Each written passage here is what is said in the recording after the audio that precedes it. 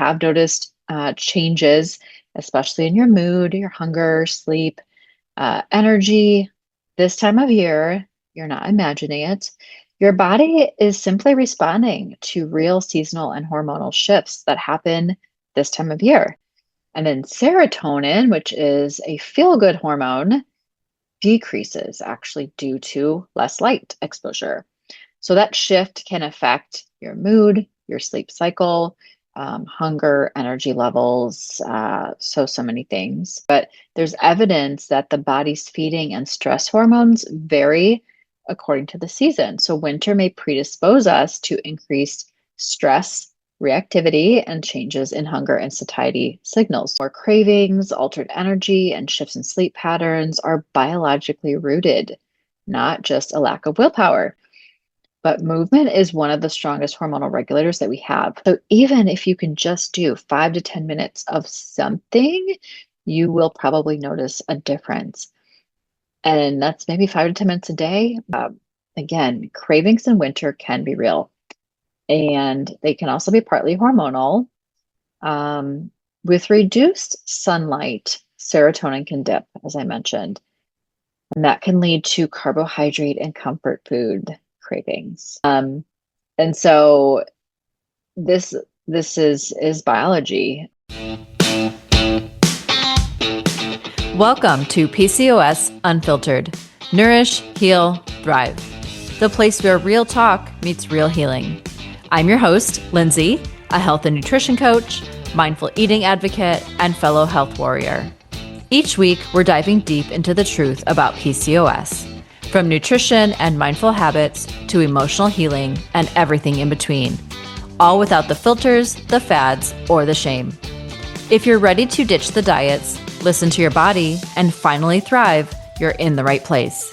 Now, as a reminder, the content shared on PCOS Unfiltered is for informational and educational purposes only. The views and opinions expressed by the hosts and guests are not intended to serve as medical advice. Always consult with a qualified healthcare professional before making any changes to your diet, exercise, or treatment plan. The information shared is based on personal experience and expert interviews and is not a substitute for professional medical guidance.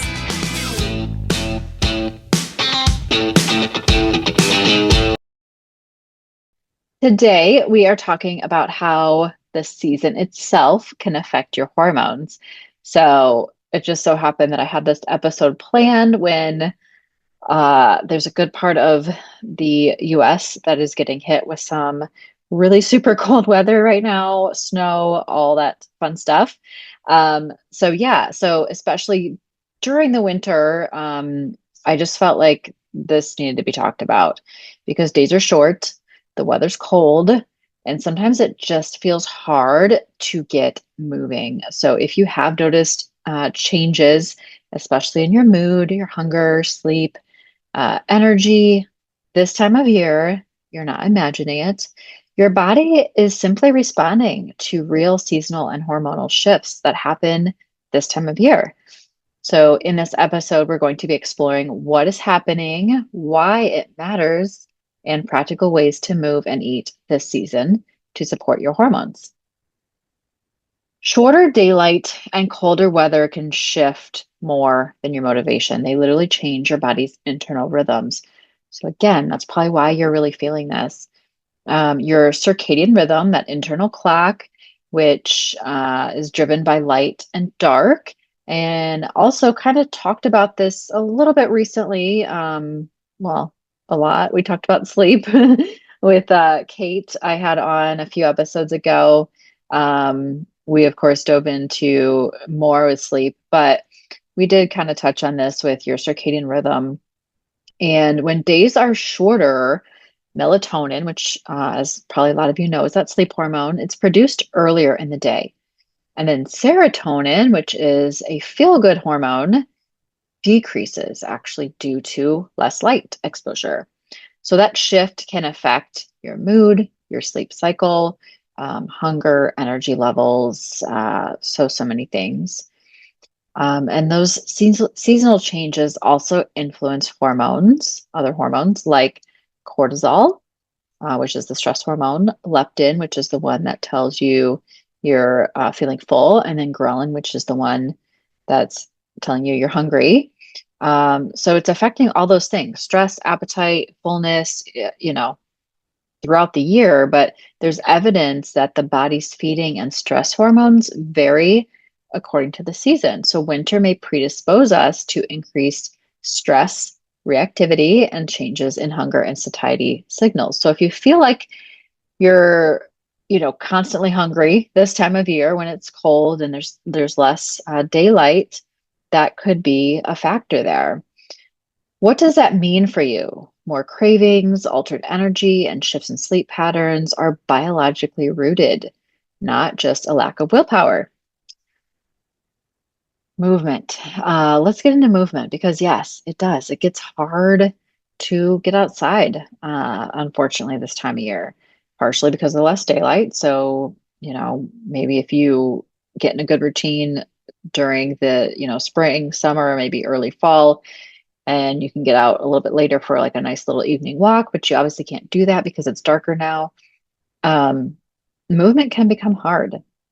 And when the weather's gray, icy, it is easy to just become more sedentary. But movement is one of the strongest hormonal regulators that we have. So here's how to approach it: gentle daily movement. I get asked about exercise and what's the best exercises. And truly, it comes down to the one that you will do. Whatever supports you and your nervous system. I wouldn't want to tell you to do strength training if you're just not really into that. If you enjoy more of a walk or doing yoga, then do that instead. And so this applies here, even with the time of year. And yes, your options may not be as plentiful as other times of year, but think of some outdoor workouts that you could possibly do if the time feels right. Just a simple walk outside, of course, if the temperature is warm enough. But otherwise, indoors, you've got yoga, Pilates, just mobility work, stretching, foam rolling even has its benefits. And if you do have a treadmill or an indoor stepper or access to a gym that has that, of course, just brisk indoor walks are great. Um, Dance breaks, even just moving your body, come up with some household circuits. And you don't have to have all this equipment to do that stuff. You can do body weight exercises. You can use everyday household items to make a circuit. Anything to just raise the heart rate a little bit, but also just to move your body.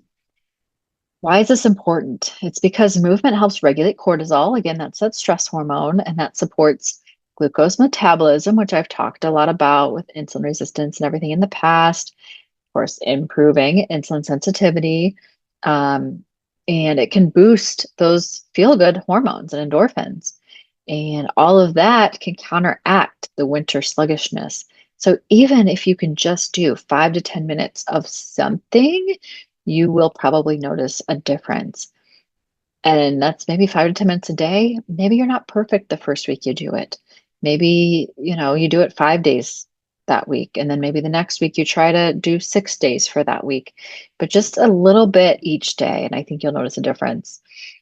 The other thing is going back to that light exposure and activity. So aiming to move outside around midday. So if you have the option to go outside for your lunch break for a little bit of a walk, then I would encourage you to do so. Not when it's too cold, of course. Use your judgment on that. But just getting some light in the middle of the day, even if the sun isn't shining brightly, it can still help you feel better. And it reinforces your circadian rhythm. And that helps kind of calibrate the hormone release throughout the day. So if outdoor daylight is not available, consider a light therapy lamp first thing in the morning. Of course, natural light would be best for sure. There are some things out there that you could consider that would help, like mimic natural sunlight, also to help you then reset your internal clock. The other thing is here, don't overdo it. And I tell this to a lot of my clients as well. especially around the holidays. But, everyone wants to hit the first of the year hard and, do all the things and they're setting resolutions and all of that. But it might be more about just being consistent and kind of maintaining and not going further into the hole. So it's not really about crushing any PRs. It's just really more about consistent, doable activity that supports your energy, your recovery, your sleep. So maybe balance some of the higher intensity workouts with restorative movement, especially if stress feels elevated this time of year, which can also be common. So you might need to change it up a little bit and just kind of, like I said, be consistent with it though, and make it doable, but not trying to set any records, during this time of year. So let's talk about eating with purpose in winter, not restriction, but just strategic nourishment that works with how your body is signaling for this season. So, meal timing and your internal clock. There's emerging evidence that when you eat matters just as much as what you eat, especially again this time of year, especially for hormones that are tied to your circadian rhythm. So, aligning meals with active daytime hours, which could mean earlier breakfasts and dinners, can support better blood sugar regulation and ultimately metabolic health, and may improve sleep quality and overall hormonal balance. So a tip here is to finish dinner at least 2 to 3 hours before bedtime to allow digestion to wind down and to support nighttime melatonin increases naturally. So um, I would try to make it, during the last, hour of daylight. So it kind of can depend on where you are, but maybe around that 5 to 6 p.m. time frame, you know, maybe 7 p.m. at the latest, and then still giving yourself, it might be kind of, sun might be really going down by then, but give you a couple hours then probably before you go to bed. Now let's talk about the food specifically for this time of year that can support your mood and your hormones. Again, cravings in winter can be real, and they can also be partly hormonal. Um, with reduced sunlight, serotonin can dip, as I mentioned, and that can lead to carbohydrate and comfort food cravings. Um, this is biology, unfortunately. So it's why I also can't stress enough that you need to be doing the work even throughout the year, because I would definitely feel this a lot more when I was having my own health issues. And now I've learned how to actually kind of eat, for this time of year, even though I'm in Florida and we aren't in solid cold weather all the time. But there's still just a change. It's not necessarily about the cold. It's about, yes, the sunlight, the reducing sunlight. Um, and so this this is biology. So here's how to support your hormones from the inside out. Aim for protein, fiber, and healthy fats. I mean, I've talked about this. I've done an episode about breakfast and talked about this. I've done an episode about adding in versus just removing foods. So same applies here. This is going to help balance your blood sugar and just keep those appetite hormones steady. So example would be eggs, sauteed greens, salmon, quinoa, some roasted winter veggies, lentil soup, and flavor those with nice, fresh herbs. Great this time of year. The one thing you'll notice is there aren't many fruits this time of year that are naturally growing. Yes, we can go to the grocery store and get, all kinds of fruits any time of year. But if you really think about how to eat according to the season, you might want to think about reducing the number of fruits you're consuming as well. So focusing especially on, like I said, the protein, fiber, healthy fats, some of those good veggies that are great this time of year. Then you also have the serotonin supporting nutrients. So some foods help support serotonin production, especially those with tryptophan, B vitamins, and complex carbs. So thinking turkey, eggs, beans, nuts, and seeds, or something like maybe sweet potatoes, squash, and whole grains. Um, yes, we think about comfort foods, I think, this time of year. So I know for me personally, I love my crock pot this time of year. And I make some good, like hearty crock pot meals too. So, stews, more like stews. Yes, soups are still great. Warm grain bowls. They're not just cozy, they actually provide a lot of satiety and balanced fuel from the inside out. So these might include root vegetables, legumes like, beans. Um, so chilies are obviously another really good one. And then warming spices like turmeric, ginger, and other broth-based meals to provide some protein as well, in addition to whatever protein you might be adding. The other thing here, some other little tweaks to help with hormonal balance might be prioritizing sleep. So shorter days increase melatonin, yes. Honor that by aiming for consistent sleep and wake times. So yes, try going to bed a little bit earlier, but also maybe think about just being more consistent with it all, even, over anything. And then maybe developing a morning sunlight ritual. So even if it's just 10 minutes, 10 to 15 minutes, morning light exposure, that can help you set your circadian rhythm for the day.